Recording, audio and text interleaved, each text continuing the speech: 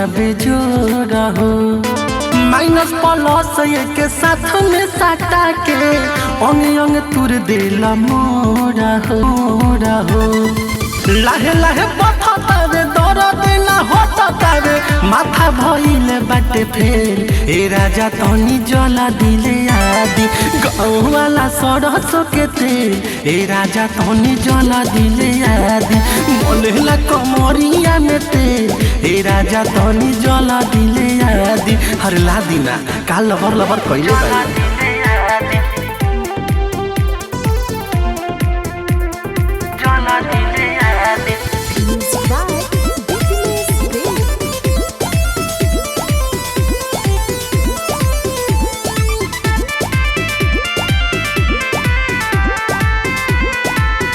तनी बुझी मजा बूढ़ी बाटे बहुते जरूरी नाही दर्द सहाला हिने हाथ जानी फेरी।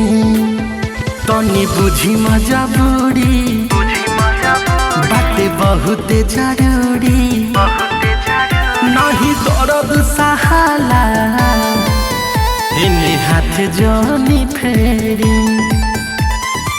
जनी सारा माई जनी रहू वाला जाई जनी झूठो के करीला झमेल। ए राजा तनी जला दिले आदि मोलेला कमरिया में तेल। ए राजा सुनी जला दिले आदि गाँव वाला सड़क के तेल। ए राजा तनी जला दिले आदि हरे ले आदि ना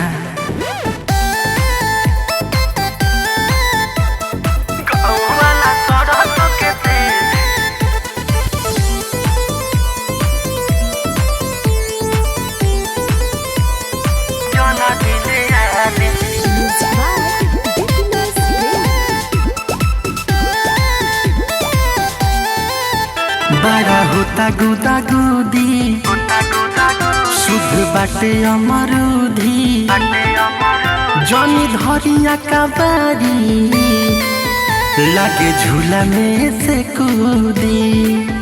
बड़ा होता गुदा गुदी शुद्ध बाटे अमरूधी जनी धरिया का बारी लागे झूला में से कूदी। जे पीती बारी सुनी देवरु पंकज के पदेव जवनिया होइसे।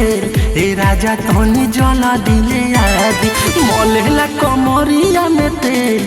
ए राजा सुनी जला दिले आदि गाँव वाला सरहस के तेल। ए राजा सुनी जला दिले आदि ला दिना ऊपर से नीचे कबो बीच ही फसैला देला दर्दिया बेजोड़ा हो।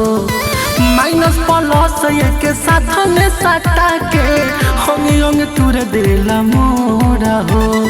लाहे लाहे बथता रे दर्द ना होता रे माथा भइले बाटे फेल।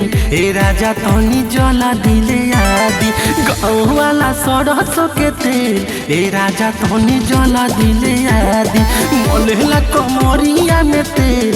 ए राजा तनी जला दिले आदि हर ला दिना काल लबर लबर कइले बानी।